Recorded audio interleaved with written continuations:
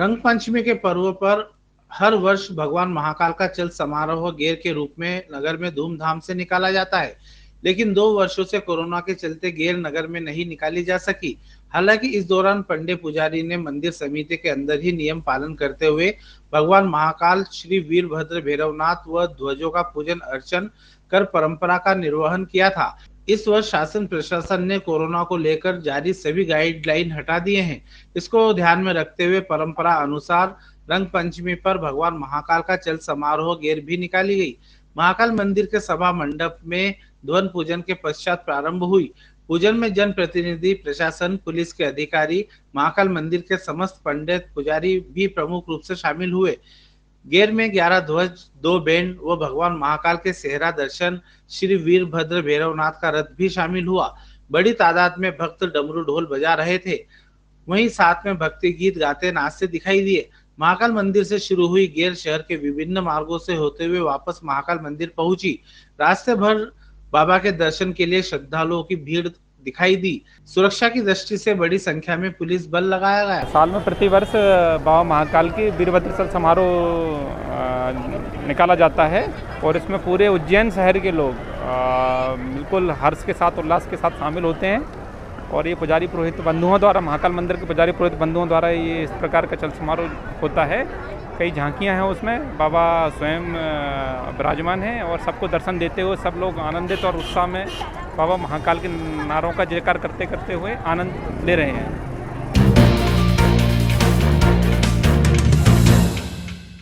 उज्जैन के चिंतामण गणेश मंदिर पर प्रति वर्ष चैत्र माह में जत्रा का आयोजन किया जाता है, जिसमें हर वर्ष हजारों की संख्या में श्रद्धालु चिंतामण गणेश के दर्शन करने पहुंचते हैं। पहली जत्रा पर उज्जैन के चिंतामण गणेश मंदिर पर विशेष आयोजन किया गया। वहीं भगवान गणेश का सुबह 4 बजे अभिषेक किया गया, जिसके बाद आकर्षक श्रृंगार किया गया। श्रृंगार में भगवान को रत्न जड़े आभूषण पहनाए गए। उसके बाद भव्य आरती भी की गई। आरती के बाद श्रद्धालुओं के दर्शन का सिलसिला शुरू हुआ, जो देर रात तक जारी रहेगा। अब प्रत्येक बुधवार को आमजन भगवान के दर्शन कर पाएंगे। चैत्र मास में किसानों की फसलें कट जाती है और किसान अपनी फसल को चिंतामण गणेश मंदिर में लेकर पहुंचते हैं। यहाँ श्रद्धा अनुसार किसान अपनी उपज भगवान को अर्पित करते हैं और उसी फसल को प्रसाद के रूप में घर ले जाकर पूरी फसल में मिला देते हैं और प्रसाद के रूप में उसे ग्रहण भी करते हैं। मंदिर के पुजारी पंडित गणेश गुरु ने बताया कि प्राचीन काल से यह परंपरा चली आ रही है। प्रतिवर्ष चैत्र मास में भगवान इच्छामन चिंतामण सिद्धि विनायक की यात्रा का आयोजन किया जाता है। यात्रा के दर्शन करने के लिए दूर दूर से श्रद्धालु यहाँ पहुंचते हैं। सैकड़ों की संख्या में प्रति बुधवार श्रद्धालु यहाँ आकर भगवान इच्छामन चिंतामण सिद्धि विनायक का आशीर्वाद प्राप्त करते हैं। चैत्र मास में मनोकामना सिद्धि और मन्नत पूर्ति के लिए लोग दर्शन के लिए पधारते हैं। अनादिकाल से एक यहाँ पर इसका स्वरूप दिया गया है कि चैत्र मास की जत्रा, इसमें श्रद्धालु अपने घर से नया धान भगवान को चढ़ाते हैं और अपने घर पे भी उसका प्रयोग करने के लिए उपयोग में लेते हैं। गणेश जी को मनाते भी हैं और नवविवाहित वर वधुओं को पैर पड़ाना और विशेषकर जो संतान प्राप्ति के लिए या मांगलिक कार्य के लिए गणपति को इन बुधवारों में मनाया जाता है।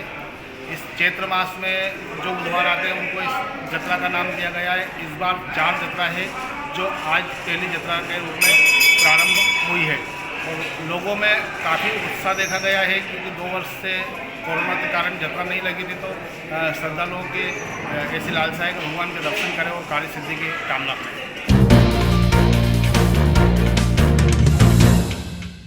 बजरंग दल विश्व हिंदू परिषद के तत्वाधान में कार्यकर्ताओं को फिल्म कश्मीर फाइल्स पीवीआर में दिखाई गई।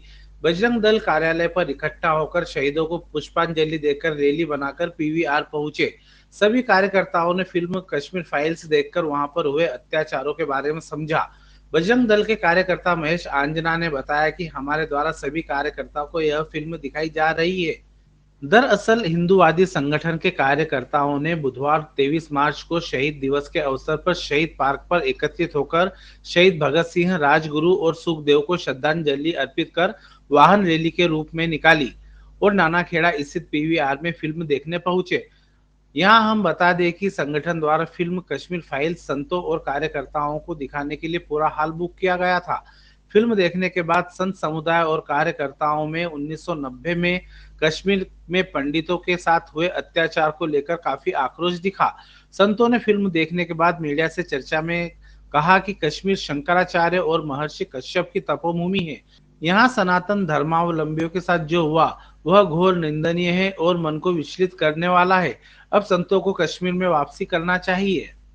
आज 23 मार्च को हमारे 3 क्रांतिकारी जिनका बलिदान हुआ था, आज उनके बलिदान के इस शहादत के दिवस पर विश्व हिंदू परिषद बजरंग दल जिला उज्जैन द्वारा शहीद पार्क पर उनकी स्मारक पर श्रद्धांजलि दी गई। और उसी के उपलक्ष्य में आज जो जन जागरण भारत में और सभी सनातनियों में आना चाहिए कि जो बलिदान हमारे क्रांतिकारियों ने दिया है, जिस प्रकार से ये मूवी बनी है द कश्मीर फाइल, जो एक जन जागरण का काम कर रही है, जैसा कश्मीरी पंडितों के साथ जो हुआ, तो सभी सनातनियों को जागने के लिए और यह जागरण के लिए विश्व हिंदू परिषद बजरंग दल आज पूरी 322 सीट PVR में निःशुल्क दिखाई है। और शहर में सभी लोगों से ये अपेक्षा है कि इस जागरण यात्रा से सभी में जागरण आएगा और सभी इसके लिए आगे जाकर इस जागरण को और ज़्यादा आगे बढ़ाएंगे। श्रद्धांजलि कार्यक्रम में आपके साथ कुछ साधु संत भी शामिल होंगे? यहाँ शहर के हमारे प्रमुख बड़े संत, जिसमें हमारे रामानुज कोट हो गए, अवधेशपुरी जी हो गए, महामंडलेश्वर शांति स्वरूपानंद जी हो गए, ऐसे सारे संत यहाँ पर आज इस श्रद्धांजलि में उपस्थित थे। रियली संदेश ये है कि जब स्वतंत्रता के बाद ये सीन हम हिंदुओं के सामने आया, जिन्हें काफिर कहा जाता है उनकी भाषा में, तो इससे हमको कल्पना करनी चाहिए कि जब मुग़ल साम्राज्य था तो हमारे पूर्वजों के साथ, हमारी माताओं के साथ, हमारी बहनों के साथ क्या हुआ होगा। मुझे ऐसा लगता है कि इतनी बर्बरतापूर्ण इस घटना को आखिर इस देश के सामने अब तक क्यों नहीं लाया गया। सबसे बड़ा दुर्भाग्य मैं ये मानता हूँ कि ये घटना, ये सच्चाई हम देशवासियों के सामने नहीं आ पाई। और अभी भी ये जो सच्चाई आई है, अब ये पूरी सच्चाई नहीं है, इससे भी दुर्दांत घटनाएं उस समय हुई और हम लोगों के ऊपर जुर्म ढाए गए, अत्याचार किए गए। इसलिए फिल्म बहुत ही भावुक कर देने वाली थी। मासूम बच्चों को जिस प्रकार से भूना गया है गोलियों से, मैं समझता हूं कि मानवता को शर्मसार करने वाले ये सब दृश्य थे। भविष्य में ये दृश्य दोबारा से न दोहराए जाए, इसके लिए बहुत आवश्यक है कि अब हिंदू जागृत हो जाओ, सावधान हो जाओ और जातिवाद की दीवारों को तोड़ करके संगठित हो जाओ। अगर आपने अपने अंदर की दीवारें आज भी नहीं तोड़ी तो याद रखना, आपसे बड़ा गुनाहगार कोई नहीं होगा, आपसे बड़ा मूर्ख कोई नहीं होगा, जो हजारों वर्ष के इतिहास को भूल करके न जाने किस दुनिया में जी रहे हैं। हम पश्चिमी संस्कृति की ओर भाग रहे हैं, न जाने क्या क्या कर रहे हैं। सब छोड़ो, आपस में संगठित हो और भविष्य में इस प्रकार की घटना दोबारा न घटित हो, इसके लिए पूरी तरह से तैयार हों। धन्यवाद। ये संविधान से धर्मनिरपेक्षता नाम के शब्द को हटा देना चाहिए, ये सबसे बड़ी जरूरत है। और जनसंख्या नियंत्रण कानून तुरंत तत्काल प्रभाव से लागू करना चाहिए, और ये भी मोदी जी ही कर सकते हैं, क्योंकि मूल भारतीय संविधान में धर्मनिरपेक्षता नाम का कोई कलंक नहीं था। आज इस पिक्चर को देखने के बाद हमको लगता है ये तो कलंक है, इसको धोना बहुत ज़रूरी है। जिस प्रकार संशोधन करके धर्मनिरपेक्षता शब्द डाला गया था, ठीक उसी प्रकार संविधान में संशोधन करके उस धर्मनिरपेक्षता शब्द को हटा देना चाहिए। इस पिक्चर को देखने के बाद अब हम उस शब्द को हृदय से स्वीकार नहीं कर सकते। भारतवासी, जब शंकराचार्य जी ने वहाँ तपस्या की है, ठीक है कि नहीं, महर्षि कश्यप जिनकी हम सब संतान हैं, महर्षि कश्यप ने जब वहाँ फिलोसॉफी को जन्म दिया, मानवता के लिए अलग अलग तरीके से मार्ग बताए, तो मैं समझता हूं कि वो तो संतों के लिए बहुत ही पवित्र भूमि है, और संतों को ही नहीं, सभी कश्मीरियों को वहाँ पुनर्स्थापित करना चाहिए। भारत में यहाँ जो अल्पसंख्यक कहे जाते हैं वो 12% से 22% हो गए। पाकिस्तान में जो हिंदू अल्पसंख्यक कहे जाते हैं वो 12% से 2% रह गए। इसका मतलब ये तो है ही कि ये जो फिल्म में दर्शाया है ये लगातार जारी है, अभी भी जारी है। और वो चूँकि मैं तो राम जन्मभूमि में 86 से जुड़ा था, 84 से जुड़ा था, ये 89 और 90 की जो घटनाएं हैं इनका उल्लेख हम लोग अपनी सभाओं में करते रहे हैं कि किस तरह से कश्मीर में हिंदुओं के साथ जो अत्याचार हो रहे हैं। अगर हिंदू एक नहीं हुआ, ये वोट की राजनीति में बटा रहा, तो निश्चित रूप से आगे भविष्य में जहाँ जहाँ हिंदू कमज़ोर होगा वहाँ वहाँ मुसलमान फिर हावी होगा और उनकी संस्कृति में ही मार काट है। हमारी संस्कृति में तो अहिंसा परमो धर्म है, इसलिए हमारे घरों में तो ये साधन नहीं होते हैं, उनके घरों में तो इसलिए कि वो तो रोज़ कुछ ना कुछ काटते ही हैं, चाहे बकरा काटें चाहे मुर्गा काटें, उनका काटना ही धर्म है। और हमारा धर्म है अहिंसा परमो धर्म। लेकिन अब हमें ये ध्यान रखना होगा सब हिंदुओं को कि अपनी एकजुटता, और ऐसा ही नहीं, हमारे सब धर्म ग्रंथों में सब देवी देवताओं के पास एक हाथ में अगर शास्त्र है तो दूसरे में शस्त्र भी है, और वो शस्त्र दूसरों को मारने के लिए नहीं, आत्मरक्षा के लिए। इसलिए हिंदुओं को चाहिए कि अब आत्मरक्षा की सोचें, संगठित हो। ये तो मोदी कर सकते थे जिन्होंने 370 धारा हटाई। अब इस देश में जरूरी है समान नागरिक संहिता भी लाना, नहीं तो जो जनसंख्या बढ़ाते जाएंगे तो हम अल्पसंख्यक हो जाएंगे। अभी मेरी 3-4 कथाएं हुई इस फिल्म को रिलीज़ होने के बाद। इसके बाद मैंने मंचों पर ये बातें कही कि आप सब लोग देखिए, चाहे हमारी कथाओं में कल आप मत आना, लेकिन इस फिल्म को अवश्य देखें। तो अभी भी देश में इस प्रकार की घटनाएं घटने का एक ही कारण है, ये जो पॉलिटिकल जो होती है और मानसिक जो इनकी विकलांगता है उसके कारण ही, और लोगों ने केवल अपने निजी स्वार्थ के कारण इस प्रकार की स्थिति निर्मित की। और अब ऐसी स्थितियाँ ना बने तो अपने निजी स्वार्थ को छोड़कर, पहले भी इस प्रकार की जो घटना घटी है उसके पीछे निजी स्वार्थ था, लोगों ने निजी स्वार्थ किया था, वह निजी स्वार्थ छोड़ करके अच्छी सरकारों का चयन करना चाहिए। आज हम जो देश में देख पा रहे हैं, आज हम जो फिल्म भी देख पा रहे हैं, वो केवल और केवल मोदी जी की बदौलत। अगर मोदी जी केंद्र में ना होते तो हम आज इस थिएटर में देख करके, ये बैठ करके हम फिल्म भी नहीं देख पाते, ये बात भी पक्की है। तो आने वाले समय में भी मैं सभी से आग्रह करती हूँ, और तमाम सभी हिंदू समाज से मैं आग्रह करती हूँ, चाहे वो छोटा बच्चा ही क्यों ना हो, चाहे ग्राम की वो महिला ही क्यों ना हो, चाहे वो वृद्ध ही क्यों ना हो, सबको ये फिल्म देखना है। इसके लिए मैं अपील करती हूँ मीडिया के माध्यम से। और आप सभी का बहुत बहुत धन्यवाद, और विश्व हिंदू परिषद का, बजरंग दल का भी बहुत बहुत हम धन्यवाद प्रेषित करते हैं, जिन्होंने संतों को आगे करके इस फिल्म को दिखाया, और हम अच्छा संदेश एक देश में देंगे। आप सभी लोग इससे जुड़े, इसको देखें। केडी गेट क्षेत्र से देसी शराब की कलाली हटाए जाने की मांग अब जोर पकड़ती जा रही है। बुधवार को क्षेत्रीय लोगों ने दोपहर को केडी गेट पर पहुंचकर कुछ देर नारेबाजी करते हुए सांकेतिक चक्का जाम कर दिया। बाद में आबकारी कार्यालय और कोठी पैलेस पहुंचे। यहां तहसीलदार सुदीप मीणा को कलेक्टर के नाम ज्ञापन सौंपा। वहीं चेतावनी दी है कि यदि जल्द ही केडी गेट क्षेत्र से कलाली नहीं हटाई गई तो सामूहिक आत्मदाह जैसा कदम उठाया जाएगा। जो ऑल इंडिया जमायतुल कुरैशी मध्य प्रदेश जो संगठन है और इनके द्वारा एक ज्ञापन दिया गया है। केडी गेट पे जो देसी मंदराई की दुकान है उसको लेकर राइट साइड में सभी लोगों में आक्रोश है और उसको हटवाना चाहते हैं। उसी के संबंध में ज्ञापन है, कुछ पुराने आदेश लगे हैं उसमें, तो जो उन्होंने ज्ञापन दिया है वो कलेक्टर मौके के समक्ष कर देंगे।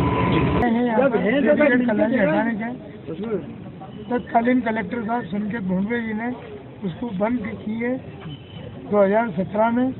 उसका आदेश मेरे पास संकलन है जो वहाँ पर से बंद हो चुकी है, लेकिन किसी कारण किसी वजह से वहाँ पर चल रही है। उसका हम विरोध करते हैं और उसको हटाने की, स्थान परिवर्तन की मांग करते हैं। क्या नाम है आपका? मोहम्मद मुख्तार कुरैशी। 2001 से लेके तो आज तक के इसका आंदोलन कर रहा हूँ मैं। हम लोग यहाँ पर ज्ञापन देने आए क्योंकि केडी गेट पे हम लोग हमारे मुख्तियार भाई के अंडर में बहुत सालों से आंदोलन चल रहे थे और आंदोलन चला आ रहा था, पर जिला आबकारी की गुंडागिर्दी, जिला आबकारी की तानाशाही की वजह से हमारी मांगें नहीं सुनी गई हैं। अब चूँकि रमज़ान का पवित्र महीना चालू हो गया है और जहाँ पर केडी गेट पे जो कलाली है वो वहाँ पर शव यात्राएँ भी निकलती है, वहाँ पर रामघाट भी है, वहाँ कब्रिस्तान भी है, वहाँ तमाम लोगों की शव यात्रा भी निकलती है। तो हमारा जिला प्रशासन से कहना है कि रमज़ान का महीना चालू हो गया है और ये गंगा जमुना तहजीब का शहर है। उज्जैन जो है गंगा जमुना तहजीब का शहर है। हम नहीं चाहते हैं कि किसी वजह से कोई वाद विवाद हो या कोई शराब के नशे में किसी से लड़ ले, क्योंकि शराब को तो आपको मालूम है कि शराब पी के आदमी खुद उसका होश खो बैठता है। तो हम नहीं चाहते हैं कि हमारा शहर कोई सी सांप्रदायिक की आग में झुलसे या कोई सा भी कोई अनहोनी घटना घटित होए। हम लोग ये नहीं चाहते। हम जिला प्रशासन को इस बात से अवगत कराना चाहते हैं कि अभी हम लोग शांतिपूर्ण तरीके से आंदोलन कर रहे हैं। अभी हमारे अफजल भाई के नेतृत्व में, फारूक भाई गिरजे के नेतृत्व में और चौहान साहब पूर्व पार्षद अमजद भाई के नेतृत्व में, अयूब कुरैशी जी के नेतृत्व में, रिलेशन सोशल ग्रुप के हमारे शेर बहादुर भाई के ग्रुप में, इन लोगों ने सतत रूप से आंदोलन जारी करा है। वहाँ लोगों को वहाँ ज्ञापन भी दिया है। पर हमें ऐसा लग रहा है अब प्रशासन कुंभकर्ण की नींद सोया हुआ है, प्रशासन चेत नहीं रहा है। प्रशासन को आग्रह करने के लिए और जिला आबकारी अधिकारी के सोए हुए ज़मीर को जगाने के लिए हम लोगों ने यहाँ पर कलेक्टर साहब को यहाँ पर ज्ञापन दिया है। हम ये मांग करते हैं उनसे कि अगर हमारी मांगें नहीं मानी गई तो आगे चल के हम उसके लिए उग्र आंदोलन करेंगे। हम उज्जैन बंद भी कराएंगे और हो सकता है कि हम लोग आत्मदाह भी करें। उसका जिम्मेदार जिला प्रशासन और जिला आबकारी विभाग रहेगा। ये वो प्रशासन और जिला आबकारी के अधिकारी ये कान खोलकर सुन लें। क्या नाम है आपका? महर्षि पाणिनि संस्कृत विश्वविद्यालय का तृतीय दीक्षांत समारोह विक्रम कीर्ति मंदिर में आयोजित किया जाएगा, जिसमें अतिथि मध्य प्रदेश के राज्यपाल मंगू भाई छगन भाई पटेल की अध्यक्षता में संपन्न किया जाएगा। कार्यक्रम के मुख्य अतिथि उच्च शिक्षा मंत्री डॉक्टर मोहन यादव होंगे। संस्कृत विश्वविद्यालय के कुलपति ने प्रेस से चर्चा में बताया कि विश्वविद्यालय का कार्य संपूर्ण मध्य प्रदेश से किया जाता है। विश्वविद्यालय से 20 कॉलेज जोड़े हुए हैं। कार्यक्रम में प्रथम, द्वितीय और तृतीय स्थान प्राप्त छात्रों को स्वर्ण, रजत और कांस्य पदक और 11 छात्रों को उपाध्याय कुलाधिपति के कर कमलों द्वारा दी जाएगी। वैदिक विश्वविद्यालय के दीक्षांत समारंभ इस महीने के 25 तारीख को निश्चित किया गया है। इसका स्थान है ये कोटी रोड में विक्रम कीर्ति मंदिर में ये कार्यक्रम होने वाले हैं।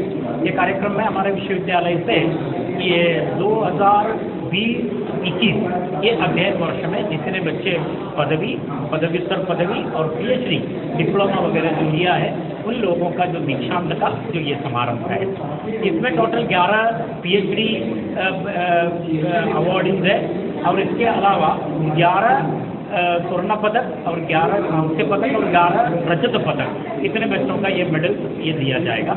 तो टोटल हमारे 20 साल के जो विश्वविद्यालय से पास आउट है नियर अबाउट 1300-1400 के बच्चे, 1351 कुछ बच्चे हैं।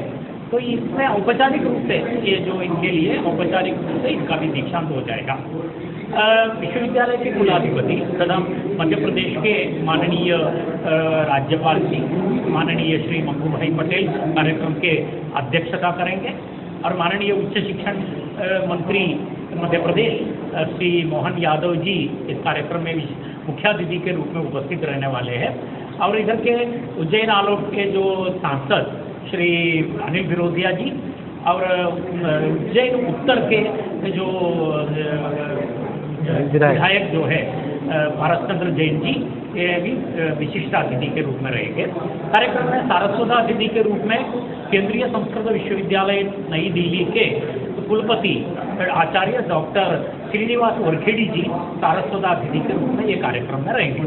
विश्वविद्यालय के सभी अधिष्ठाता और कार्य परिषद के सदस्य मंच पर विराजमान रहेंगे। विश्वविद्यालय कुलपति के नाते में और कुल सचिव डॉक्टर दिलीप सोनी जी भी इस कार्यक्रम में मंच में उपस्थित रहेंगे।